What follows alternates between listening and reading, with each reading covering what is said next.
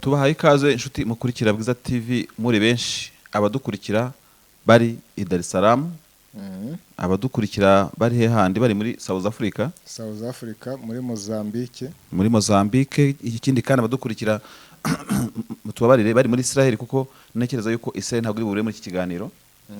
Abo bose rero turabasuhuje kugira ngo bagire ibihe byiza bakurikiye ibiganiro tubagezaho, cyane cyane ikiganiro hirya no hino tugiye kwinjiramo, ikiganiro tubabwira inkuru mu ndimi z'amahanga bavuga ngo ziba ziri kuri trends cyangwa se zitrendinga, inkuru zagarutse mu binyamakuru bitandukanye zirimo kuvugwa cyane. Bivuze ngo iki kiganiro ni ikiganiro dukora kugira ngo twongere dukusanyirize abakunzi ba Bwiza TV na Bwiza.com ibirimo kuvugwa cyane mu isi, muri Afurika, ku migabane yose, kugira ngo bataza gucikwa ndetse n'amakuru atariho ivumbi. Rero reka tubanyure mu ngingo z'ingenzi turi bwibandeho. Duhereye nko muri Tanzania, ni muri Tanzania ariko ni inkuru ifitanye isano n'u Rwanda. Dr Biruta ni Minisitiri w'Ububanyi n'Amahanga w'u Rwanda, hari ubutumwa yashyiriye mugenzi wa Perezida Kagame, Madamu Samia Suluhu Hassan wa Tanzania. Ubutumwa turi buve muzingo tukareba ibiki byari bikubiyemo. Ku ngingo ya kabiri kandi turaza kugana hehe, turajya muri Mozambique, aho bivuga ko Ntamuhanga Cassien bimaze iminsi binurwanurwa ko yatawe muri yombi. Bivuga ko kuri ubu yaba ari mu maboko ya ambasade y'u Rwanda muri Mozambique. Ushatse wavuga uti Ntamuhanga Cassien ari mu Rwanda ku butaka bwa Mozambique. Cyane rwose kuko ubutaka bwa ambasade wari ubutaka bw'igihugu. Ngoma naho hari umugabo wagambanye n'abandi, ni umugabo umwe ashinjwanya n'abandi kwica umugore we, akamukatamo ibipande bitandukanye nka kwa kundi kwa wa mugabo wo muri Turukiya, wa munyamakuru Kashugi wo muri Arabie Saoudite. Baramwishe, barangije bamucagaguramo ibice, bakajya bagenda bajugunya kimwe mu mudugudu runaka, ikindi mu wundi mudugudu. Ni ibintu biteye isoni. Hajya ngo igihano cy'urupfu cyavuyeho mu Rwanda. Cyavuyeho se nta bantu bakwandika petisiyo kikagaruka. Ngiye nzayitangize uzashyigikira. Davi haragiye njya mbona ari ngombwa ko cyagaruka, kuko hari abantu bakora ibintu ukabona nta kindi gihano kiba. None se ubu ngubu tuzageze urumva ukuntu isi ibigeze ahantu habi, nubwo iyo nkuru tuza kuyigarukaho. Umuntu ashobora kuvuga ati nibura, kandi urumva iyo nibura nayo ntabwo ariyo, ntikwiye. Nibura kwica wenda birashoboka, nyamara kandi ubwo nabyo biracyari akaga. Noneho ukava kuri ibyo ngibyo ukavuga uti nibura yamwe se nibura kumucamo ibipande byo byazanye inyungu koko. No kwica nta nyungu irimo, no kumwicamo ibice, no kugira gute undi se ko yamwishe. Ni inkuru ngo baba bashaka kuzimanganya ibimenyetso, kandi burya ukora ikintu wihishahisha, ariko ubunda ngo abonwa n'uhagaze. Denise, ntabwo nabona imbaraga zo kuvuga ibindi byinshi muri iki kiganiro tudahereye kuri iyo nkuru kugira ngo tuyiveho imizingo. Tuzaza kujya no mu zindi n'ibyo tutavuze turabigarukaho. Turajya no muri Uganda. Umumotari uherutse gutabara wa mujenerali warashweho yahishuye rwose ko yabonye uno mugabo nyuma yo kuraswa arimo arapfunuka munsi y'imodoka. Generali Katumbi rwose ngo yari yatekeze kava munsi y'imodokari. Ibintu birakomera cyane. Waravuze ngo duhere ingoma, nubwo bwose turi bujye ni Yerusalemu tukareba uko bimeze hagati ya Benjamin Netanyahu ndetse n'itsinda riyobowe na Bennett n'abandi bagenzi be bishyize hamwe kugira ngo bashyireho guverinoma ya Israel muri uriya mujyi wabo wa Yerusalemu. N'ahandi dushobora kuza kugera, urabizi mu itangazamakuru dushobora kuba turi mu kiganiro, wajya kubona ukabona kuri Irijan ukabona akantu k'umutuku kagize gatya, habaye ikindi kintu twahita tukibahereza bidatinze. Ibyo nta kibazo rero byaba birimo. Bityo rero Denis, iyo nkuru ndumva twasa n'abayiheraho ukadusomera ingingo ziyigize kugira ngo wenda niba ari na commentaire umuntu ayishyiraho zitari nyinshi. Ariko yego, ubushinjacyaha rero bukaba bwararegeye urukiko mu mizi, ni urukiko rwa Ngoma. Abagabo 4 barimo n'umugabo wa nyakwigendera, bose bakekwaho kwica umugore bamuciyemo ibice, barangiza bakabijugunya ahantu hatandukanye. Iki cyaha kikaba cyarakorewe mu mudugudu wa Nyagatare, mu kagari ka Kabatasi, mu murenge wa Rubona, mu karere ka Rwamagana, mu ijoro ryo ku itariki 22 Werurwe 2021, aho abaregwa uko ari 4 bakekwaho kuba barasangiye na nyakwigendera, nyuma bakaza kumwica bakamuca umutwe, amabere ngo n'imyanya ndangagitsina. Baragenda igihimba bakijugunya mu midugudu wa Rugarama, akagari ka Karambi, mu murenge wa Rubona, akarere ka Rwamagana, mu ishyamba. Igihimba rero ngo cyaje kuboneka ku itariki 26 nyuma y'iminsi 4 icyaha gikozwe, kibonwa n'abana bahiraga ubwatsi bwo kugaburira amatungo. Ngo bakomeje gushakisha umutwe n'ibindi bice by'umubiri bari barakase, biza kuboneka ku itariki 29 mu mudugudu wa Nyagatare, mu kagari ka Kabatasi, mu murenge wa Rubona, mu karere ka Rwamagana, ngo mu rubingo mu murima w'ubwatsi bw'inka biri mu mufuka. nk'uko rero ngo iyo nkuru y'ubushinjacyaha bukuru ivuga mu bakekwaho icyaha harimo n'umugabo wa nyakwigendera. Mu bibazo bye ngo ntasobanura neza igihe umugore we yaviriye mu rugo, dore ko anyuranya imvugo n'abatangabuhamya bababonanye umunsi bamwica bari mu kabari kuri ya tariki nyine ya 21 Werurwe, akavuga ko uwo munsi batabonanye. Nibaramuka ngo bahamwe n'icyaha nk'uko ubushinjacyaha bivuga, abaregwa bose bazahanwa n'ingingo ya 107 y'itegeko nomero 38 akarongo kaberamye 18 ryo kuwa 30 z'ukwa 8 2018 riteganya ibyaha n'ibihano muri rusange, aho riteganya igifungo cya burundu. Nta na burundu ihari irimo. Ni cya burundu. Iki ngingo rero rwose ndumva muri no minsi muzajya kubona mukabona petetre mukabona petisiyo isohotse ya marishari yo kugarura igihano cy'urupfu ku byaha bimwe na bimwe byihariye. Kuko urumva simbona impamvu umuntu ibi ngibi ni ukwica umuntu warangiza ugashinyagurira n'umurambo, ngo ni ugusibanganya ibimenyetso, ngo ni ukugira gute. ubuse byamamariye iki? Maze rero hari n'abantu maze iminsi ibi n'ibyaha byo kwicana ko mu muryango bimaze iminsi biriho binavugwa, aho bamwe ku mbuga nkoranyambaga bavuga bati reka turebe wenda uwitabye Imana yagiye rwose, Imana imugurukira amahoro n'umubyeyi, ariko tunarebere abana baba basize hari ibintu birimo ibibazo byinshi cyane. Ejo nibwo nabonaga kuri social media bavuga bati nubwo tubona wenda nk'abantu bitwa ngo biyahuye batakaje ubuzima bagize gute gutyo na gutyo, iyo byemejwe n'amategeko ko ariko byagenze cyangwa se na muganga wa guverinoma uziko ari procedure n'amaperereza abanza gukorwa, bavuga bati wari uzi wenda kuba waba ukomoka mu muryango ariko noneho muri abana muvuka mukagira iyo reputation, ukumva nk'umubyeyi wawe umwe yagize uruhare mu rupfu rw'undi, noneho urabona benshi uko bajya bavanga itabyaye nyane byari kimasa. Ugiye wenda nko ku bakobwa, ku bari babakomoka muri umuryango, kujya ku basore bakomoka muri umuryango, ubona se jamais iyo bitagenze, iyo bamwe badafashe imyanzuro yo kwigira nko mu Burayi bakaba mu bwigunge, agashaka kubaho nta muntu uzi amateka yiwe, akavuga ati ngiye muri Aziya, ngiye muri China, Beijing, nibereyo ahantu umuntu adashobora kuzapfa kumenya amateka yanjye ku buryo bworoshye. Nyine usanga aba afite ikintu cyo kuvuga ati ubu wenda inshuti tuzakundana, iyo reputation izayimenya, yumve ko ngiye gushaka umuryango w'ababyeyi bicanye. Abantu b'iki gihe nabo rero hari umuntu ushobora kuvuga ati buriya ni ibintu byo mu muryango, bize gute ibintu nk'ibyo, ugasanga nk'ubwe yabwiye umwana uramenye n'uzanzanira umugeni uvuye muri ari ahantu byagenze gutya ababyeyi babo. Donc icyo mbivugira ibi ngibi nuko ibyo tuvuga suko ari ihame, nta hame burya umuntu, amategeko avuga ko umuntu ari gatozi ku bijyanye n'ibyaha, ariko nanone on sait jamais umuntu ashobora no kuba gatozi ku byo abantu bita ngo heredité, karande muryango. Umuntu rwose ni gatozi ku buzima bwe, umuntu afite DNA y'Imana baramuremanye, ni byinshi cyane umuntu yavuga ku bugatozi bw'umuntu. Niyo mpamvu ibyo twavugaga haruguru suko tubishyigikira cyangwa se tubyemera dutyo, natwe ni ibivugwa hanze biba biriho. Rero nge nkavuga ngo ubwo hari ingingo tudashaka kujyaho, turi mu bintu social byo muri famille, mu miryango, ko mu bantu. Nkavuga ngo rero akenshi na kenshi ujya wibaza, nubwo nta muntu urakoresha interview y'abantu, kereka umugabo umwe wo ku Gisenyi n'abandi nigeze kumva bagize kwiyahura bakabanza kwandika ati rwose murabona mfitiye umwenda marishari nawe mfitiye undi, muzakore muri banki mugende mumwishyura amafaranga yose, nshaka nduru rwose, ibintu nk'ibyo ngibyo. Wenda nawe kwandika simva ko byakemuye ikibazo, ariko icyo nshaka kuvuga ni iki ngiki, abantu bajya batekereza muri reaction zimwe bakunze kugira zirimo n'ibi byaha, akaga baba basize mu muryango. Kandi ikintu kibabaza Denis, uyu muntu umukoresha interview yakubwira ngo nkunda abana banjye, ndetse hari n'ujya ucikwa akavuga ngo nakundaga umugore wanjye, ujya ubona n'abadamu ngo nakundaga umugabo wanjye, ariko sinzi byanteye umujinya uranzabiranya ngo sinzi byanteye, ibintu nk'ibyo. Ariko nabeshyera satani nawe yaragowe. Urumva ukibaza se uyu muntu abatekereza impact mauvaise conséquences ziri ku bamukomotseho, bafite imbuto yasize ku isi, ukuntu asize mu isakaga. Erega nuko tujye twicaranga tukavuga inkuru zabereye Kandahari, tukicaranga tukavuga inkuru zabereye kwa Zulu Natale. Ibi nabyo abantu barabivuga. Ubu abantu bicaye muri Cambodia bavuga inkuru yo mu Rwanda, umuntu wishe umuntu akamucagaguramo ibice cyane, ujye ugira ngo se ntibabisoma. barabisoma kuko biratranslate ngo bikagira gute.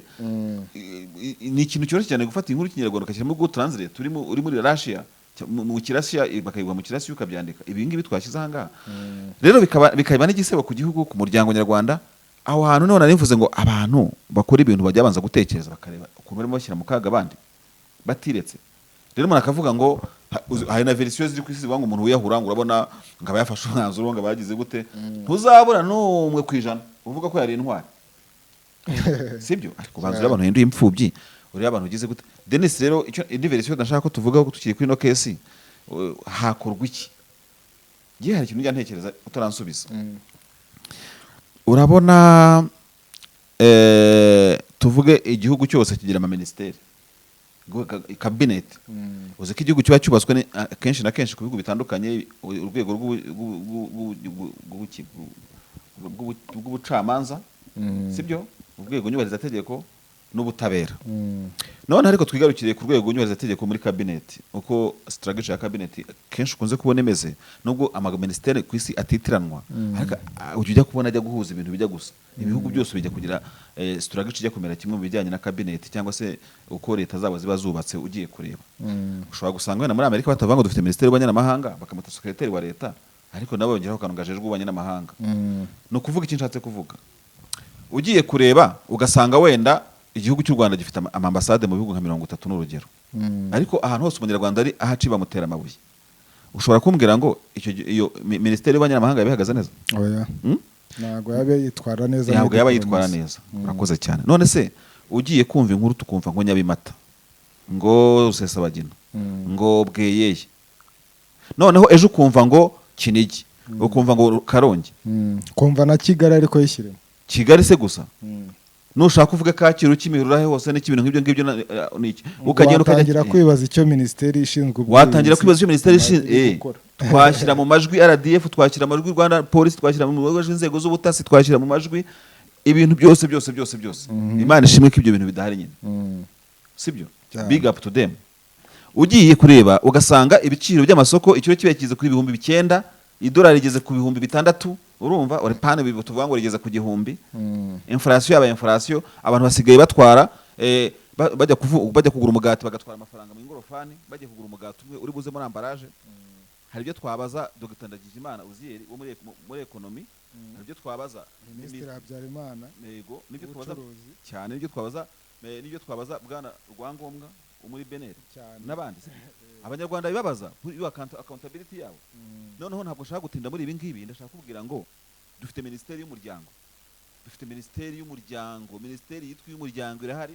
Ntabwo ari department igenda bisesetse ahantu, ifite budget, ndetse budget ntabwo ari static. National budget is not something which is static. Urumva? Budget is dynamic, ishobora kukurwa ikakugwa ahangaha.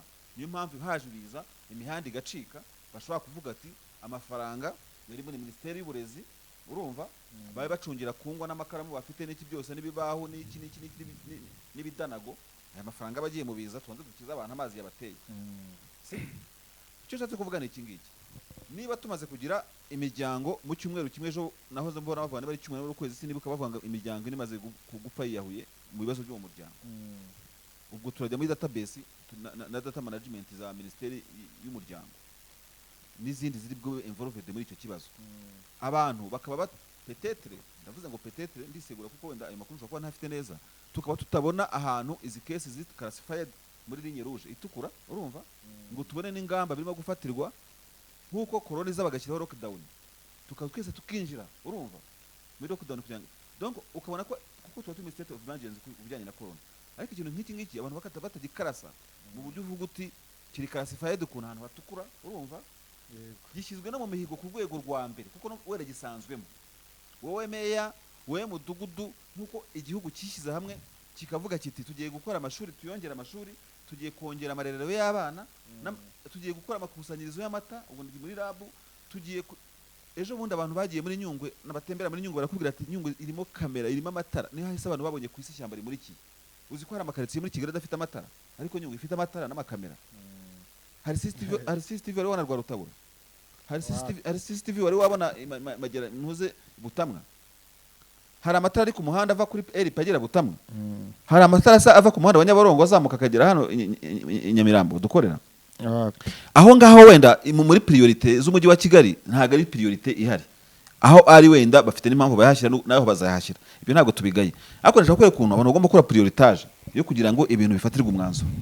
Ibi bintu rero by'imfu zo mu muryango n'iki byose rwose minisiteri y'umuryango imenye ngo iri concerne ibi bintu birayireba nihaguruke sibyo. Wigeze kubona ukuntu muri Kivu y'amajyaruguru bakora etat de siège bagafata abaguverineri b'abasivili turashyira abasirikare b'abagenero mwebwe mwe mwicaye sinyamenya n'ikintu banzanzuka vita bicaye bakora niba bari muri bari mu ki buriya banagihembwa birashoboka ntago babirukanwe n'itema bashobora kuzagaruka. Nshatse kuvuga iki, igihugu gishobora gufata ingamba bitewe n'ikibazo kiriho kigakora icyo ikigereranywa na etat de siège. Tugaruke mu Rwanda kuri kesi runaka nk'uko igihugu cyahagurukiye ibijyanye no kugabanya ibintu bijyanye na bwaki n'indyo bigahaguruka ukabona buri muntu wese aragize igihugu kigaca nyakatsi, urumva nyakatsi zigacika ku buryo ushobora kuvangaho ukajya Rusumo ukava i Kigali ukagera ku mupaka wa Rakoronishe ukavangaho ukajya ku handi Rusizi, urumva kuri Rusizi nyine ukajya Kanyaru ukajya Heruhwa ukajya hose ugasanga hose ukarinda ugenda utabonye nyakatsi n'ubwo wafata drone cyangwa kajugujugu ku butaka bw'u Rwanda ugasanga nta nzu ya nyakatsi buriho. Ntabwo ntekereza ko u Rwanda as a nation nk'abantu bafite ubushobozi ubu cyangwa buriya na government iki kibazo bagihagurukiye batagishobora kuko Denis nubwo ujya kubona ukabona nk'ibajije gitifu urabona nyamara uwo muryango twahuye nawo kenshi ntako twagize gute ibintu nk'ibyo abandi bakaza bagafenta byame by'uburyarya ariko kandi abo bantu banabanaga neza ibyo bintu byanabaye tutabikekaga tutagize gute. Oya hari n'ababyirengagiza ngo ejo bundi hari umukecuru wahamagaye Bwiza avuga ati mfitanye ikibazo n'umukobwa wanjye yirirwa mpondagura agira ate ariko mbigeza kuri ba mudugudu n'abamutwara sibo bakabyirengagiza mbega babona it doesn't make news umuntu yirirwa ahondagurwa n'umukobwa we sibyo.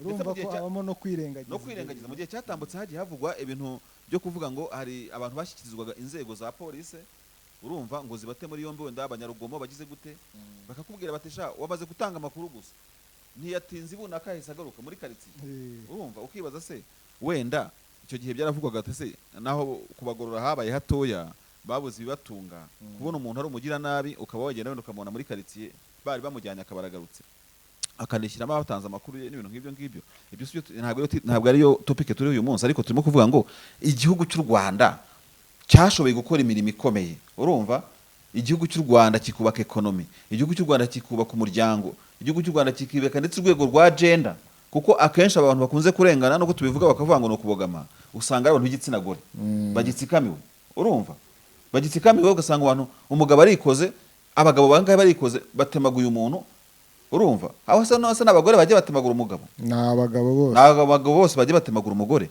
none ukabona wenda reka mvuge ngo wenda minisiteri y'umuryango inyumve neza ntabwo nayibasiye ariko wenda ukabona abantu bameze nk'abahumbije amaso nkaho nta kintu cyabaye ejo kigasubira. Ubu ngubu izo zanyeshya amatwi twumva za progressa zigafata umuhanda zigafata umusozi n'undi abashinzwe umutekano bagasinzira ntibishoboka.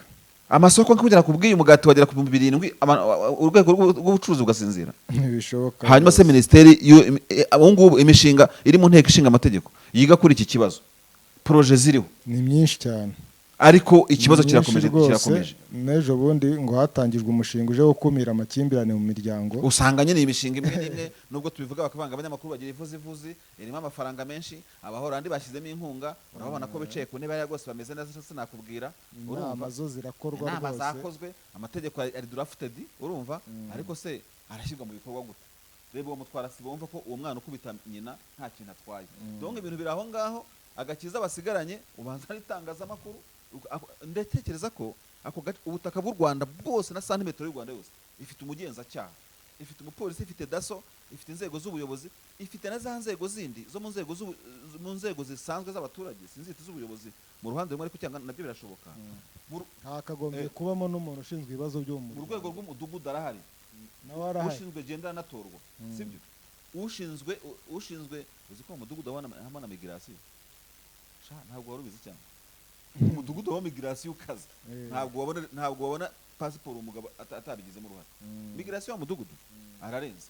Noneho ngaho reba ukuntu rero structure y'u Rwanda yubatse ku isibo uzamo kubanza wenda n'isibo bazayica n'ibindi bice u Rwanda ni very very contrary kugira ngo ikintu kivuye ngo cyane abanyarwanda ntabwo bakicariye ntungero natanze haruguru ntabwo byaba ari byo. Rero navuga ngo it's too much kubona abantu bakomeza kwicana mu muryango burya si tuvuze ngo wenda tuzabona zero rate ngo kuri case z'abagirana nami mu muryango wenda ngo tuvuge ngo tuzabona 0 cyangwa niki ariko nanone ibintu bishobora kugabanuka kandi bigakunda byibuza tukajya twumva kesi imwe mu mwaka cyangwa ebyiri erega iyo bigenze buri kwezi mu cyumweru abantu bane erega iyo bigenze ibyo ndimo kuvuga izi nama tuba duhereza n'inzego z'ubuyobozi kugira ngo wenda n'aba bantu babikangukire bagire gute ibintu nk'ibyo ngibyo biba bivuze ngo iyo inzego z'ubuyobozi zivuze ngo iki kintu ni priority ubwo ngubwo amadini ahita yinjira muri iyo strictire amadini yose RGB kabegera murasabwa ku mirongo y'imbere nk'uko bubatse za kandagira ukarabe bagategura timu zo kugira gute timu zo gukarabya abantu no gucunga ko distance yabaye mu kiliziya no mu nsengero no mu makanisa no mu misigiti n'ahandi hose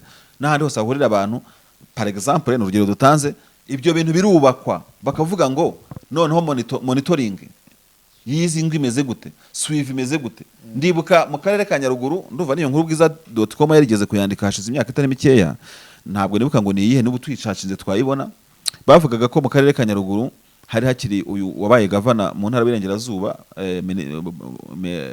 abitegeko akiri meya hariya bigeze kubaka ngo inzu sinibuka izina ryayo ntaza gukotora wenda ariko akarere kigeze gutegura ahantu hajya inzu yuko umuntu wagize ikibazo akabura ahantu nyine tubyite mu kinyarwanda gisanzwe se yahukanira tore ko tubivuga kuko ni umuco nabo donc bari bateguye ahantu harimo ibyangombwa byose abagusicologue abantu kindi iki byose huwo muntu agomba ndetse byaba nabangombwa nuzaza kumucyura akahamusanga hakabera akanaganira bakabaganiza ntago guhita mutwara uwo munsi ni ibintu byo kugenda ukanagaruka ukagira gute ukafite wenda ntubuze n'ibyo wasinya ntubuze n'ibyo bagucunga abagusicologue bakavuga uriya mugabo uriya mugore uje gucyura umugabo cyangwa umugore uje gucyura umugabo mu mucunga mu maso psychological urabona ko agifite umujinya cyo ni cyari igitekerezo cyiza rwose niba cyane nakomeje simbizi abantu abanyamakuru bacu bo mu gice cy'amajyepfo bazaturebera ibyo bintu cyangwa se ba presidence bo kugihe nabo bakazatugiraho bakareba ko itangazamakuru dukorera hamwe urumva noneho nkavuga ngo rero ibyo urumva it was a very wonderful approach akarere ka Nyaruguru kari kafashe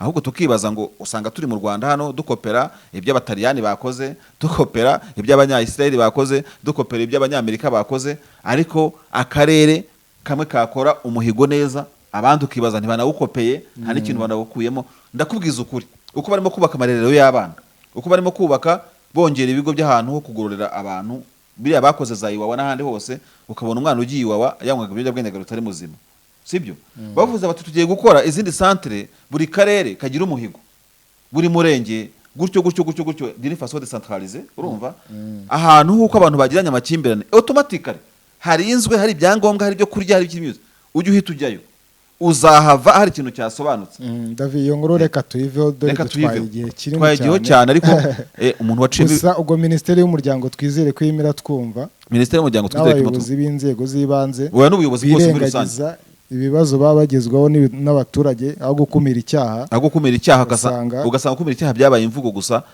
nk'intero itagira inyikirizo yego reka tujye Tanzania rero Minisitiri w'Ububanyi n'Amahanga Dr Vincent Biruta kuri iyi tariki ya 3 hari ku wa 4 ejo hashize yageze muri Tanzania ajyanye ubutumwa bwa Perezida wa Repubulika Paul Kagame yarayoherereje mugenzi wa Tanzania Madame Samia Suluhu Hassan mu ngingo zirimo ubutumwa rero zirimo kwihanganisha Tanzania kuba yarabuze John Pombe Magufuli birumvikana ntabwo byari kubura no gushimira Perezida Samia wamusimbuye anamusezeranya ko u Rwanda rwiteguye gukomeza umubano mwiza na Tanzania twibutsa abantu kandi ko n'ubundi Minisitiri Biruta wari mu gihugu cya Tanzania wagiraga uruzinduko ku butumwa yaratwaye nkuko arimo kubidusomera bw'umukuru w'igihugu cy'u Rwanda yarashyiriye mugenzi wa Tanzania Madame Samia Suluhu Hassan n'ubundi mu gihe gitambutse twagiye tubona inzego zitandukanye cyane cyane z'umutekano w'igisirikare na polisi bagirira uruzinduko muri iki gihugu bigaragara yuko ubu buryo bwo kugira gute gukomeza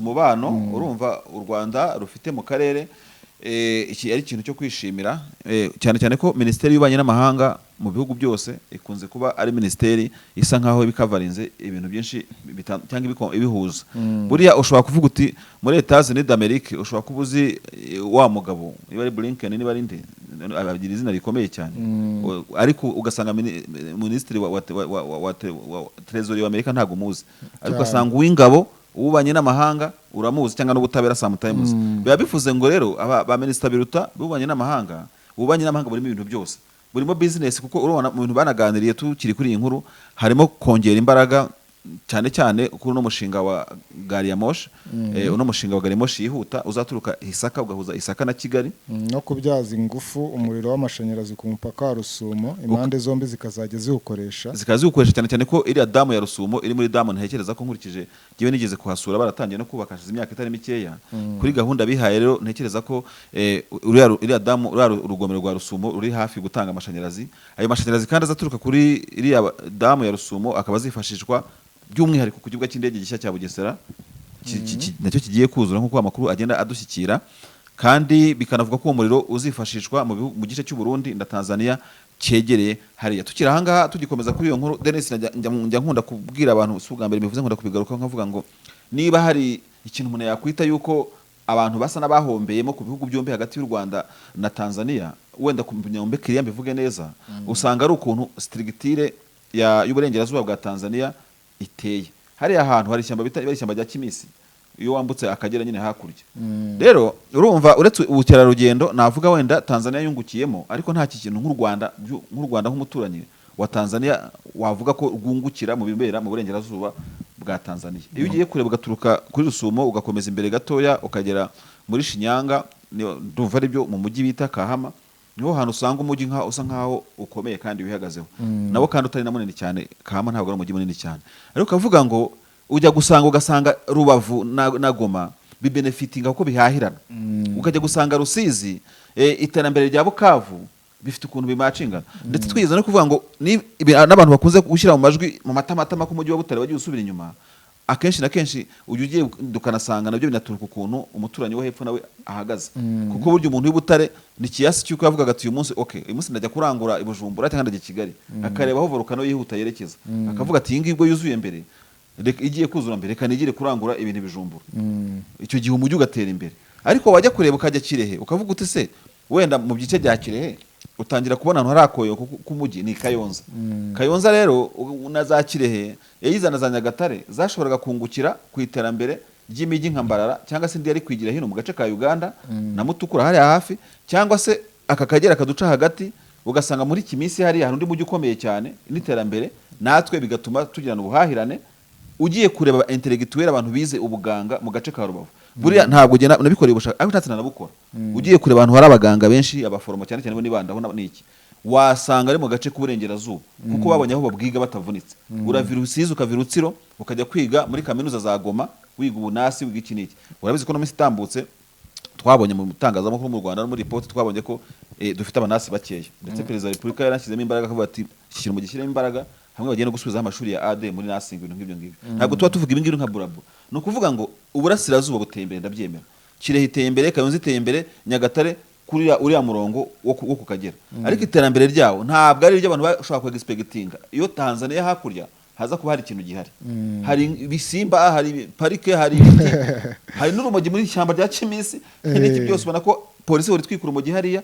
ibintu nk'ibi so nkavuga ngo rero Minisiteri y'Ububanyi n'Amahanga y'u Rwanda ibyo irimo gukora ni sawa urumva dore igihe kariya gace kasa nk'akabaye nk'agatikira mu iterambere kuri sayidi zombi rwose abakuru b'ibihugu izi minisiteri ibihugu byombi n'ibyicare nibura babone ka gari ya moshi uriya muhanda wako wazana iterambere ryinshi hariya hafi kuko hahita hatangira kubakwa n'iyo mijyi erega Deni mu minsi itambutse nicyo kintu tuba turicaranga mu biganiro nk'ibi ngibi tunasesengura tugira n'ibyacu dushyiraho wamaze gusoma mu itangazamakuru ko Misiri ubu ngubu irimo kwimura kapitale iyivana i Cairo iyijyana ahandi Misiri barayubatse amaministeri yaruzuye ibyicaro by'ingabo n'iki barimo gushakisha ukuntu bavana kapitale muri Cairo hagasigara business yari bagakora indi kapitale nshyashya ni umujyi mugari cyane uzajya abantu bama miliyoni abantu bageze muri China bavuga yuko buriya China imaze gutegura imijyi myinshi itaraturwamo ivunwa gusa na management yayo gukora amasuku kumenyereza ayo mazu gucanira kugira ngo mbega atumesefe atazasenyuka agapfubusa bamaze gutereka ndetse bigeze no kuva muri Dakar nako mu gace ka Senegal uyu Ekoni arimo kubaka umujyi Senegal irimo kubaka undi mujyi mushya utari Dakar so rero hari ibintu biba byarabaye ku isi kera birimo kuba n'ibizaba abantu batagomba gufata nk'ahari ibintu by'ibitangaza bivuye mu by'ibivejuru bije bikagwa ku bantu Tanzania n'u Rwanda bishize hamwe bikabona ino point of view umuntu barimo kuvuga ahangaha bishobora kubaka umujyi mu ishyamba rya Kimisi urumva w'abantu miliyoni bashaka bakaba ari umujyi uhuriweho w'ubucuruzi ariko kariya gace kakabasha gutora koyoko rwose kagatera imbere. Umuntu wa Tanzania akabona umuntu wa heza wa Kahama, oya umuntu wa hari abimpunzi ni heza Burundi Mahama. Mahama yuri Mahama, kuko yuri Mahama ushobora guhamagara muri Tanzania uti yewe abantu Mbarara iri kure ya Nyagatare, nta kuntu mwamanuka ntungamuha akabundi mujyi wunganira Mbarara.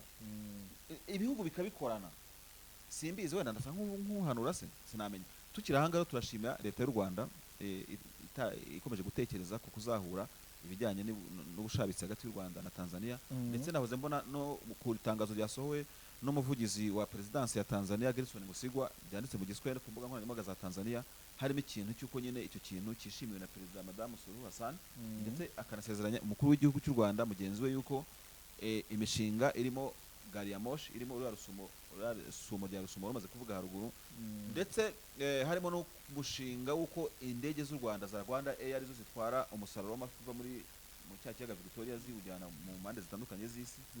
Yifuza ko byakomeza kandi uko biri ku nzira nziza. Nicyo kintu abantu baba bakeneye kumenya, bakavuga bati Tanzania yungukira iki mu by'u Rwanda bafite, u Rwanda rwungukira iki mu byo Tanzania ifite. Rero big up kuri diplomasi y'u Rwanda. Ubwo kandi ndibwira ko turi buve kuri iyi nkuru tujyana muri Mozambique, kandi hose urasangamo ukuboko kwa diplomasi. Twigire muri Mozambique rero avuga ko Cassien Ntamuhanga, umunyamakuru rwose wakoze icyo bita prison break muri 2017, nyuma aho yari yakatiwe imyaka 3 y'igifungo, yatorotse gereza ya Nyanza, ni ya Nyanza, yongeye gutabwa muri yombi rero muri Mozambique. Bikaba bivugwa ko kuri ubu ngubu yari mu maboko ya ambasade y'u Rwanda muri iki gihugu. Uwo bita Professeur Nuvunga bitangarije mu kiganiro yajyanye na radio mpuzamahanga y'Abafaransa RFI, nk'uko bigaragara mu nkuru yasohotse mu gitondo cyo kuri wa kane, aho agira ati byakozwe uyu mugabo yavuga ko uburyo Ntamuhanga yatowe muri yombi budakurikije amategeko, ko no gufungirwa muri ambasade byemewe, ati byemewe cyangwa bitemewe, ati byakozwe nta mucyo, nta cyerekana ko ari urupapuro rwo guta muri yombi uyu munyarwanda wo muri Mozambique rwasohowe n'umucamanza, kandi birushijeho kuba bibi kuko yimuriwe kuri ambasade y'u Rwanda. Erega buriya hari nk'ikintu njya ntekereza, wenda urabona nk'ubu ngubu mu munsi itambutse twumvise ko hari urugendo umukuru w'igihugu cya Tanzania His Excellency Philippe Nyusi yagiriye mu Rwanda. Nubwo nta statement iri officiel cyangwa press release twabonye kuko nabonye ku ruzinduko rw'uyu perezida, ariko ibyo ntabwo ari ikinyoma sinagaseswa mu rwarabaye. Rero ari ngigenda ntekereza nkavuga nti wenda ushobora kuza kubona perezida araza avuganye na mugenzi we n'urugero, urabona rero dufite ikibazo Kabode Rugado, inyeshyamba zateye undi nawe akamubwira ati hari n'ibintu utaruzi, ugiye ngo se mufite ibibazo byenyine, natwe turabifite muri Nyungwe ni hati n'ishyamba riri hariya n'iki byaberagamo ubukerarugendo, ni parike n'ikintu nk'ibyo ngibyo, ni cyanya kirinzwe mu rwego rw'isi. Bimeze gute se? Ati rero hari umugabo ubiwanyu witwa Cassien, ni nawe muterankunga wabo ngabo, niwe muvugizi wabo ngabo, n'iki n'ibintu nk'ibyo ngibyo. Ati dore yanavuye acitse gereza asimbukiye ngo ku mugozi, ibintu byari bimeze nka filime. Urumva rero umuntu se ukibwira ko ari iki? Ntamuhanga we kuva yaranavuye n'acitse gereza, buriya byaranoroshye kugira ngo Mozambique yumve uko agomba kongera gufatwa, aho yafungirwa nuko byagenda. Ibyo ni bireba inzego zirimo. Yewe rero ubwo mwumva iyo dusesengura twebwe tuvuga nyine umuntu agerageza kunaga akajisho hari akanagana akajisho hari, umva twinjiye no mu biganiro dusa n'abiforumira mu buryo cyangwa buriya, ariko wenda nubwo bitaba ibyo, nubwo atari ukuri, nta muntu twarimo twakotingaga, no karaga ubwenge umuntu agatekereza. Ahangaha ntabwo kesi ya Cassien ari kesi yoroshye, ariko si na kesi iremereye kurenza inyungu z'ibihugu. Nicyo kintu wenda umuntu aba yanavuga, kuko nka Bwiza TV na Bwiza tuba muri civic education dutanga, ntabwo twebwe twikatira imipaka, nta n'uwo yidukatira, nta censorship twikorera. Tuvuge ngo ntabwo turabwira ngo Abanyarwanda tujya gusuhuza, twasuhuje n'abari Washington, South Africa na Mozambique n'andi bose twabasuhuje. Mu twasuhuzaga muri Mozambique rero na Cassien yari arimo, urumva, n'abandi kubabwira ngo no kwibwira no kubwira n'abandi. Denis buriya igihugu, ubutegetsi ko benshi babyita ko babishaka, igihugu kiri powerful, igihugu kiraremereye kurusha uko umuntu wese yabitekereza. As individual umuntu afite agaciro, nibyo nkuko itegeko nshinga ririmo ku gaciro nk'umuturage as citizen nkanjye, ariko iyo haje ibintu bya intérêt général, ikintu cyitwa nation, igihugu, republic, ubutegetsi, iki abantu babyitwa byumva, ibintu biba byahinduye isura. Ntabwo nibwira ko imbaraga z'umuntu runaka, iyo haje intereza ibihugu cyane cyane bibiri, zajya kuri balance, noneho ngo imbaraga z'umuntu zize zigire gutya urumva ubone z'igihugu nizo zagiye hejuru nta nubwo byaba equilibre nta equilibre izamo iyo haje individu a person umuntu ku giti cye muri cases zireba ibihugu byombi byanze bikunze urajya hasi urajya muri ambasade ururira indege urasubira Mpanga cyangwa babone ko Mpanga wamenyereye kumanukira kuri iyo migozi bakujyana ahandi gereza ntabwo zibuze urumva cyangwa baguhetije cyangwa bagire gute ibyo baguha byose je ntabwo mbyinjiramo ngo mbirebe hano kuko civic education tuvuga ngana iyi ibintu tuya dukora cyose yaba ndi kuri mikoro no kuri kamera ndi mvuga waba uri muri entere zawe uri mu kandi kazi wandika Denis uri umwanditsi kuri online ku kinyamakuru bwiza.com no kuri bwiza TV uduha umusada ujye wandika buri nyuguti ushyiramo akitse ushyiramo akabago utekereza ubalancing ibintu ndimo gukora birimo balancing ngana gute ya entere zanjye nuzabyakira na intere generale z'igihugu kuko igihugu abantu barakizi baba bakizi ntibakatubeshye na kasiye ajya gutoroka component yuko anytime azafatwa yarabizi kuko se wa mbere ariko se abantu barakura umuntu Santonio akaza mu ndege akaza gaca Dubai akaza akajya Bujumbura akaruhukira i Kigali urumva oya kamemo hari ibintu baba bazi cyane rwose hari ibintu baba bazi ariko nanone nkavuga ngo mu kubimenya nyine ikiba kirimo gikorwa aho ngaho n'ubwo uwo muntu urimo kuvugira muri Mozambique afite ukuntu babivuga ikiba gikwiye gukorwa no kubahiriza amategeko kandi cya gihugu cyaba Kigali cyaba kirekire cyaba mu kiswa ibyo bita ikintu kinene kiri urumva ikintu kiremereye kigize gute nanone kimenya yuko nanone tugaruke dukomeze twume n'ingasire uburenganzira bwa muntu burakomeza agaciro ke nk'umuntu karakomeza sibyo kuko nanone nibyo tujya tuvuga bamwe bajya basimbuka batoroka gereza kuko nk'uyu yashobora gusimbuka karaswa kuko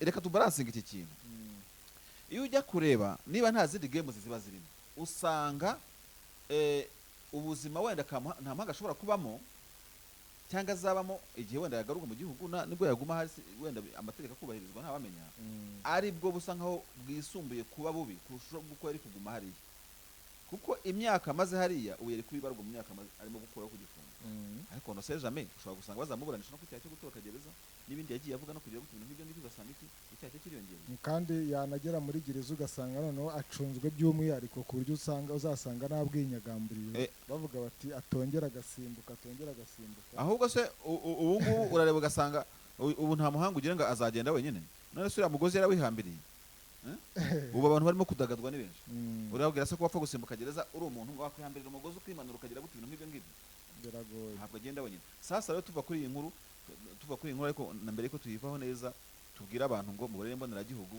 kubaha amategeko bibamo gufungwa birababaza umugabo mbwa aseka imbohe ni umusigi wazanye uwo mugani ariko nanone ibyo tuvuga ngo ihangane mu kibazo urimo ihangane muri gereza urimo ihangane mu rubanza ufite nakantu nta mpamvu akomeze kwihangana aho ari muri ambasade niba ari byo koko urumva kuko naho simbizi neza wenda reka twe kubita n'ibyo ngibyo ariko abantu bakwiye kujya bihangana n'icyo abongereza bita ngo thinking twice urumva wasanga atari no muri ambasade kuko yaba leta y'u Rwanda yaba na leta ya Mozambique nta ruhande rumwe bemeza ko koko ari muri ambasade dutegereze izatubwira none nkavuga ngo rero Denis inshuti yanjye na nshuti zikurikiye bwiza TV na bwiza.com tukavuga ngo abantu bajye bihangana biragoye ibyo dusaba abantu kwihangana burya iyo utaranirwa ngarabinganya ngo ijuru riri hafi ibi dusaba umuntu ufunze dusaba umuntu wenda waba uri mu bigeragezo kuko nta muhanga stili buriya akomeza kuba umuntu ufite kamere ya kimuntu as human being abagitekereza birimo kumubaho harimo ibyo bita ebilisiyo byo bitogotera muri we avuga ati noneho se ni filime ndafashwe ngize gute ibintu nk'ibyo ngibyo kuko urumva akimara gutoroka yumvaga ubuzima bwe bugiye kubona koyo wajya kumwumva no ku macano n'iki byose avuga ati babona twebwe abaryankuna abakiri ibintu nk'ibyo ngibyo ariko kandi ikindi kintu nkunda kugarukaho banza uno mugabo ariko mugabe ntabwo turakora ikiganiro kuri Bwiza TV ntabwo turabona n'umunsi rumwe ariko wenda tuzashaka no twanahura kandi mu magambo akunze kuvuga hari ibyo nakunze gutoramo ni menshi ariko reka mvuge kuri ringi none nyine garure abantu bakwiye ngo kumenya nyine iba ari ngo which language does country speak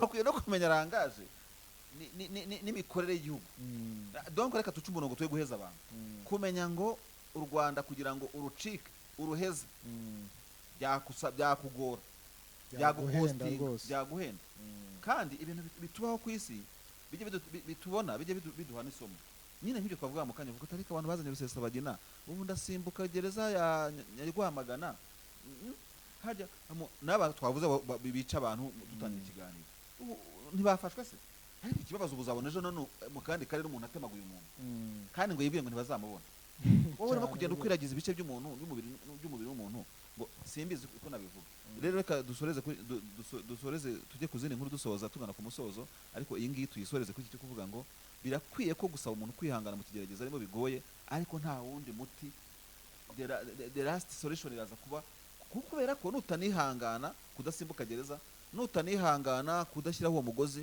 nutanihangana kudagira gute n'ubundi byose n'ahandi at the end of the day ingaruka utategereza zishobora kukubaho kandi zikazidakemura ikibazo wari ufite mbere cyane. So ndumva rero twava kuri ibi ngibi reka tuzakurikirane icyo wenda inzego z'ubutabera mu Rwanda zizatubwira niba ari apprehended bari mu maboko ntago nibwira ko RIB na polisi bijya bahisha umuntu bafasha niba mufata bazamwereka abatangazamakuru urubanza rwo ruzacibwa turubone kandi twizeye ko mu Rwanda aho ubutabera bw'u Rwanda bugeze amategeko azubahirizwa uko byagenda kose. Hanyuma rero Denis mbabara nyongera umuntu tumwe nkubwira ikintu kimwe abantu bajya bashaka ko leta bashyira imiyaga ukabona umuntu ubu ngubu Human Rights zimo kuvuga nizivuge n'uburenganzira bwazo nyine urumva itangazamakuru turimo kuvuga ariko abantu bamaze kudekarara ko batavuga rumwe na leta ujye ubona biriza amarira nk'ay'ingona bashaka ko leta yishyiramo imiyaga bo batajya bashyiramo umuntu akaza akabigitera muri Nyungwe ariko yaza arimo kuburana kwa ariko leta arabatemera ko ari umubyeyi ibyo ari uburenganzira bwa buri wese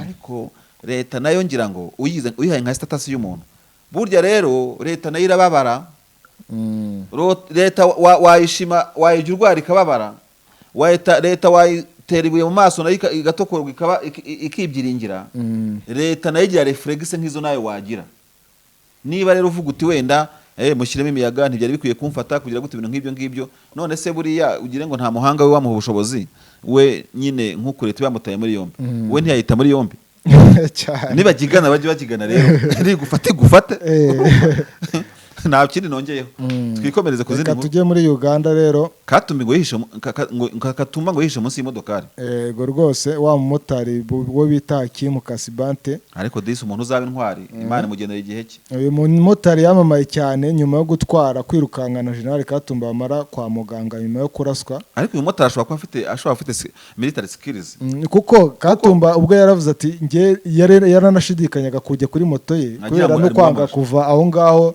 kuva iruhande rw'umukobwa we mugabo aramubwira ati afande ngiye rwose nukomeza no gutinda ndaguterura ku ngufu ngutware yarabisobanuye nyuma uno mugabo nyine ngo uno mugabo ngo yanabonye scene ukuntu yagenze ngo yumvise amasasu ari kureba ahita yihisha mu masasu uno mugabo afite umutima utoroshye kuko ngo mu gihe ikibazo cyari kimeze gutya yarakirebaga ba bagabo bamaze neza guhambira urumva ahita yirukanka ajya kureba kandi hari episode abantu batajya bareba ntabwo yatinye ko no murinzi washoboraga kuba yakomeretse wa Katumba yamurasa yamwikangamo ndetse na Katumba habayemo icyo umuntu yakwita nk'ikintu kiri antagonique au départ yo kuvuga ngo none uyu muntu yabaraje kumurahoza abandi afite nka pisto akabaje kumurahoza ari muri babandi ariko urabona ko ikintu kitavugwa ni ikizere batabanje kugirana ariko umugabo yavuye ati ndagutwara kwa muganga agenda kujyana gusa uyu mugabo yavuze neza cyane mu itangazamakuru yavuze ati mva rero mwa bantu mwabagandemo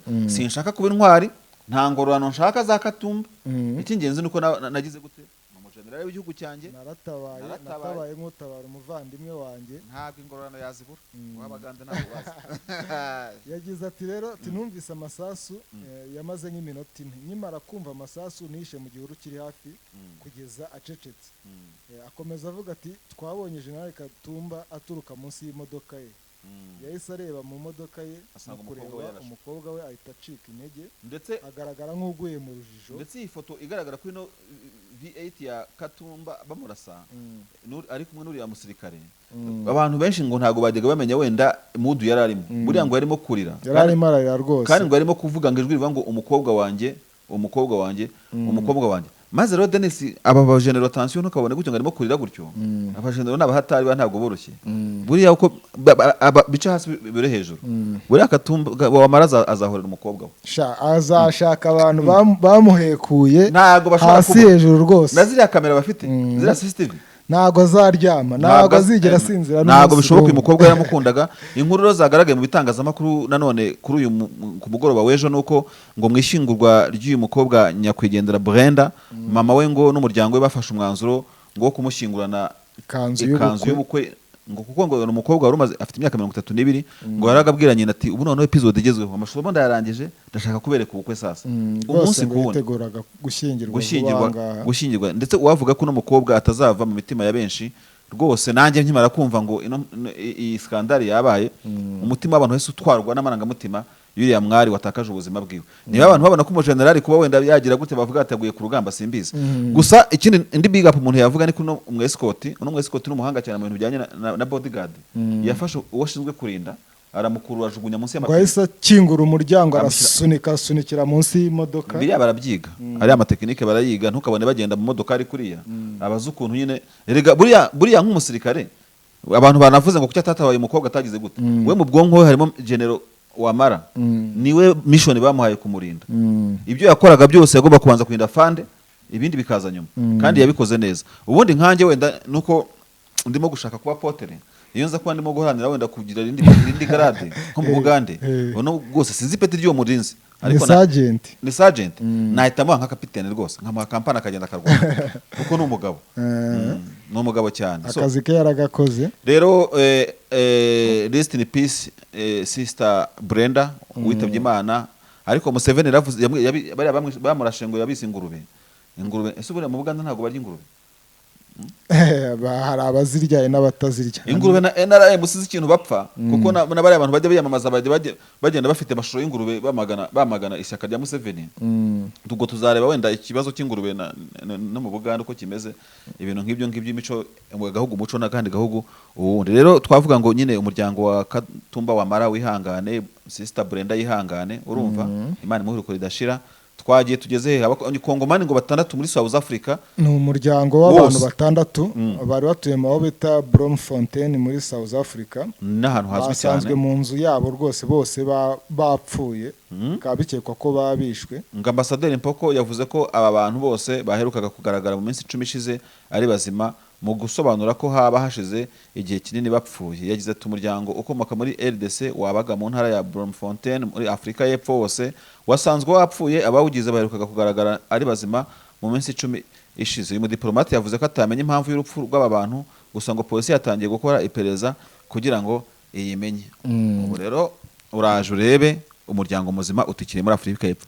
Twizere ko batishwe mu rwego rwa xenophobia, kuko muri kino gihugu cya Afrika y'Epfo ibyo bintu bikunze kuhaba, ugasanga abanyamahanga baribasirwa cyane.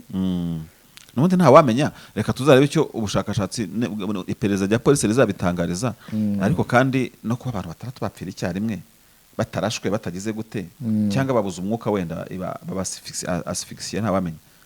6 gupfira icyarimwe. Nese ubwo iyo nzu n'ubwa mbere bayirayemo ku buryo baburiramo umwuka David. Nese hari umuntu waza kwica abantu 6 bakuze. Bashobora no kuba barozwe. Ahubwo nicyo ngicyo wavuga wenda ku rundi ruhande. Ari nk'ikintu bari bakagira, ariko icyamasasu ntacyo bavuze. Urumva abantu 6 ni benshi kuvuga ngo umuntu yaza akabanigagura bose nubwo baba ari impinja ntabwo byavamo. Ubwo nyine bizamenyekana, gusa ikiriho nuko bapfuye kandi bagapfira icyarimwe ari umuryango muzima. Ariko birababaje Denis, birababaje. Ubwo umuryango wose urarangiye, umuryango wose urazimye. Kereka wenda hari nk'akana bari bafite kakigira nk'ahandi hantu gutembera kakazagira ako kuba ari inkuru. Bihangana rero nabo Imana baheruka ridashira. Gusa Afrika y'Epfo cy'umuntu yavuga nuko akakubwira Denis, mu bihugu ujya ndota kujyamo ntabwo South Africa irimo rwose, singiye kukubeshya. Ntabwo ibamo n'uwampa viza yo muri cya gihugu ntacyo najyamo. Nawe sireba ukuntu bantuze bapfuye bari n'ibandera barakidubi. Hariya wagira ngo uzi ko ngo muri statistiques za Johannesburg kuba wenda ngo sinibuka nigeze kubona ngo hari umubare bavuga batubwo hapfuye abantu bakeya, kandi barenga 50 ku munsi. Johannesburg rwose wenda hishwe abantu bari hasi y'umubare y'uyu, reka ntaza kuvuga umubare nkaza kubeshya, ariko utari muto uko ahamurikira gusoma iyo statistique baravuga ati uyu munsi ni amahoro rwose. Nawe tekereza igihe mu bindi bihugu nk'u Rwanda n'ibindi bihugu umuntu ngapfa abantu bagahaguruka, itangazamakuru leta igahaguruka, ujya ubona ukuntu ahantu haguye umuntu, inzego zose ziri icyarimwe z'ubuyobozi za polisi z'igisirikare n'iki byose. Hariya rwose ubanza bagira na serivisi ishinzwe ibyo ngibyo, iri muri iri ordinaire isanzwe bisa nkaho babifashe nk'umuco usanzwe rwose. Nyagasani ndi kuri izi kamera rwose viza yo muri Afurika y'Epfo uzayitembereza, azayicisha ahandi, izayicisha ahandi nafuma njya i Teheran muri Iran cyangwa Yerusalemu muri Israel. Ndabona rero ugeze ku kinyamakuru Times of Israel, nagira ngo muri aka kanya turebe se Israel imaze igihe kirekire idafite akanunu ka guverinoma, ndetse bivugwa ko umuminisitiri w'intebe Benjamin Netanyahu, uyu mugabo cyane wamenyekanye cyane muri politiki zitandukanye za Israel, wanabaye minisitiri w'intebe mu bihe bibiri ko muri za 1990 wigeze kuba minisitiri w'intebe, ariko noneho baza kugaruka ko kubera 2009 yari minisitiri w'intebe wa Israel. Bivuga yuko ariwe minisitiri w'intebe ngo uyoboye igihe kirekire kuva Israel yabona ubwigenge mu 1948. Muri no minsi rero uzi ko hari hashize iminsi haba amatora akagwa miswi na Benny Gantz. Benny Gantz ni minisitiri w'ingabo, amashyaka ya Benny Gantz rwose akaba ati twaguye miswi, ndetse perezida Rivlin wa Israel si rimwe si kabiri yagiye avuga ati ariko umuntu uyaminiya hagati ya Benny Gantz na Netanyahu ntashyiraho guverinoma turere, akabaha n'amasaha neza agashakisha Netanyahu akabura abantu bo gushyira hamwe, Benny Gantz agashakisha akabura no gushyira hamwe. Noneho Bennett yaje ngo Bennett ngo iki, Bennett we avuga ko yahisemo ibyiza kuri Israel, akaba ari umugabo warushiriwe amashyaka yishyize hamwe atavuga rumwe n'ubutegetsi bwa Benjamin Netanyahu na leta nyine byansiri ya Israel. Bivuga ko uyu Bennett ngo mu minsi itambutse ni nk'ibiri itatu niba ntibeshye yatangaje ko yaba yageze ku cyo abantu bakwita coalition cyangwa se ukwishyira hamwe kw'abatavuga n'ubutegetsi bashobora guforoma guverinoma amashyaka 8 yose akagwiza umubare ukenewe. Gusa ngo umutego afite muri iyi minsi twihuta nuko bishoboka ko ishyaka ndumva ari ishyaka rya Likud niryo rya Netanyahu, ni naryo perezida uriho avamo, ubanza no mu nteko ishinga amategeko bitameze neza. Government yose yajyaho muri Israel igomba guhabwa umugisha n'inteko ishinga amategeko.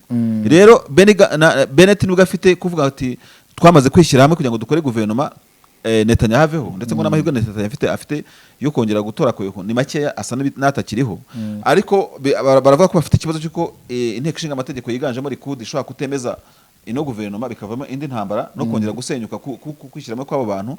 Ariko urebye ibikonyozi biri hano kwa Bennett ugashyiramo Benny Gantz, sinzi niba hariho bigaragaza yuko azajya mu ruhande rwabo, ariko nabonyemo nk'umuntu bita Avigdor Lieberman. Uyu mugabo arazwi cyane mu Rwanda, yasuye n'u Rwanda igihe hategurwaga gushyira ambasade y'u Rwanda ambasade ya Israel mu Rwanda. Lieberman ni umuntu uzwi cyane mu mubano w'u Rwanda na Israel cyane. Bivuga yuko ari nawe uzasubira na Minisiteri y'Ububanyi n'Amahanga muri no guverinoma ishobora kuzajyaho mu minsi iri imbere. Rero bikavugwa ko Bennett yamaze kubona abantu bishyira hamwe, ndimo kububona hariya ku mafoto na bagenzi biwe, ndabona n'ujya kumena nka Lieberman ni inkuru ya The Times of Israel, bafatanye urunana rwose, bafatanye urunana amashyaka agera ku 8. Rero bikomeje kuvugwa byinshi Denis, niyo twashakaga no kujyaho ejo. Rero minisiteri niba ari Zavaris bamwita ngo cyo minisitiri w'abanyamahanga wa Iran yaravuze ati ati noneho ati twishimiye yuko izina Netanyahu rijugumwe muri piberi mu mateka yacu na Israel. Yabishyize kuri Twitter nayibonaga nimugoroba. None abandi basamubwira bati rero wirukana umugore ugira gute inyama ukaza no kuguguna igufa. Ati Bennett turimo kwihamagarira ngo nuko wenda ngo Netanyahu, kuko hari ikibazo kiri muri Israel muri no minsi wenda twanavugaho muri aka kanya. Iyo ujya kureba abantu bashaka yuko Benjamin Netanyahu ava ku butegetsi, harimo ibice bibiri. Harimo igice gifite gikangerageza kugiha amanota, gifite nka 30% yo kunenga imitegekere na politike ya Benjamin Netanyahu umaze igihe kirekire. Nako icyo gusa nako maze kuvuga haruguru. Icya kabiri ni igice gishingira ku gihe Netanyahu amaze cyo kurambirwa. Ino kesi yo kurambirwa ubutegetsi abantu bakaba bahitamo bakwishimira umutegetsi usimbuye undi batagendeye ku kizamutegerejeho ari kurambirwa gusa. Ni kesi yabaye muri France mu gihe cya François Hollande. Abantu baragiye baravuga bati Sarkozy turamurambiwe, nitumushaka rwose Sarkozy iki. Noneho batora François Hollande, uziko yanategetse manda imwe, kujya gutegeka manda imwe bivuze ikindi kintu. Baravuga bati hagati ya Marine Le Pen nande umva rwose reka dupfe gushyiraho Hollande shyashya. Umva nawe rwose François ntabwo uri shyashya, ariko hagati yawe na Sarkozy twahitamo Hollande rwose, Sarkozy akagenda. Bishatse kuvuga iki rero? Bano bantu ntacyo barimo gushinja Benjamin Netanyahu gifatika. Isufi yo kuvuga ngo araturambiye ategetse igihe kirekire. Bategereje rero Bennett na government yiwe ntabwo nzi ngo mbe impuguke mu bijyanye na politika ya Israel ariko nkurikirana hafi ibera muri kiriya gihugu. Abahanga bavuga yuko uno mugabo Bennett nko ku bintu nka bibiri nubwo ari extremist afite ikintu cya Judaism kiri hayi cyane kurusha ndetse Netanyahu kandi ngo numwe abantu bashyigikiye politike yo kwagura ubukoloni bwa Israel bw'ubutaka bwa Palestina bagura Israel bagura Jerusalem bubaka n'amazu muri West Bank kari agace nyine gakoronejwe na Israel k'Abarabu. Uyu mugabo n'umuntu udakozwe yo kuvuga ati tureke kubaka aravuga ati mwubaka ahubwo mwaratinze ndabona n'amazu arimo atari menshi. Izo ni intureke ebyiri zonyine zishobora gutuma hari ahantu hameneka amaraso n'intambara zigakomeza zitoroshye. Ikindi cya gatatu uno mugabo arimo kwishimira wa Minisitiri w'Umunyamahanga wa Iran avuga ati urakaza neza Bennett. Bennett rwose biri Iran yikoresha yirirwa yitoza utunyoni ngira afasha Hezbollah ngiragira gute Bennett azazitwika dore ko yanabaye umusirikare akanobera ministeri y'ingabo igihe kitari gitoya ibya gisirikare arabizi. Sasa rero abasesenguzi nicyo barimo kuvuga baravuga bati Netanyahu koko nagenda aruhuka yarakoze yateze igihe kirekire kuva kuri David kuri Ben Gurion wabaye perezida wa mbere wa Israel ni umuntu utegetse igihe kirekire ariko mwitonde Bennett yaje reka rero dutegereze kuwa mbere nibwo hategerejwe amatora ya guverinoma nshya ndetse no perezida w'inteko ishinga amategeko reka turebe ariko ngo icyizere cya Netanyahu rwose kiri kure. Netanyahu rwose waje hano i Kigali ngo imihanda yose ikamera nk'ibaye paralize ku buryo mu bantu basa nkaho twagize nk'abashyitsi mu gihugu cy'u Rwanda izina Netanyahu rirazwi. Uvuze abanyakigali barakuzi Netanyahu rwose kandi Netanyahu warakoze rwose bye Netanyahu. Urebye ibintu bijyanye n'umubano wa Afrika ndetse na diplomasi ya Israel mu bihugu by'Abarabu urareba ugasanga kuri no munsi Israel ifite ambassade mu bihugu by'Abarabu bidasanzwe nka Arabie Saoudite bafitanye relation diplomatique za Maroc umubano umeze neza ukareba kandi ugasanga uburyo Israel yashyize ambassade mu bihugu by'Abarabu byunze ubumwe by'Abarabu aribyo benshi bazi nka Dubai nyuma y'igihe kirekire rwose yego urebye byose ariko byagezwemo uruhare nanone na Donald Trump si mwabahaye kapitali ya Yerusalemu yego mwihoreye urumva twaza kubona ikiganiro cyihariye ariko navuga ngo Benjamin Netanyahu yakoreye inzinduko mu bihugu by'u Rwanda akoreye izinduko ebyiri muri Uganda kuko naho yaraherutse ubu ngubu Israel ifite umubano wa ambassade na Khartoum muri Uganda aho yari afite impamvu dore ko mukuru we yanahaguye muri ya operation abayisraeli bagiye kubohoza imfungwa zabo Entebbe muri umuna we Yoni ni mukuru we watakarije ubuzima muri kiriya gitero cy'abakomando ba Israel bagiye kubohoza imfungwa zabo i Kampala. Wavuga kandi ko Israel atarabanye nabi n'ibihugu nka Cameroon za Togo za Guinea nahe hose usanga yari amaze mbega muri make Netanyahu ugiye kureba ukabona ibintu yakoze byo guhuza Abarabu mu bihugu by'Abarabu guhosha intambara nubwo n'izi zimaze iminsi ziba muri Gaza zitari zoroshye ariko ujya kureba ugasanga nka Misiri yabyinjiyemo kandi zirahosha ibintu nk'ibyo. Umuntu yavuga ngo niba hari abantu bategetse Israel kandi bagashyira imbaraga ku mugabane wa Afurika by'umwihariko Netanyahu ntagaza abura muri abo mateka.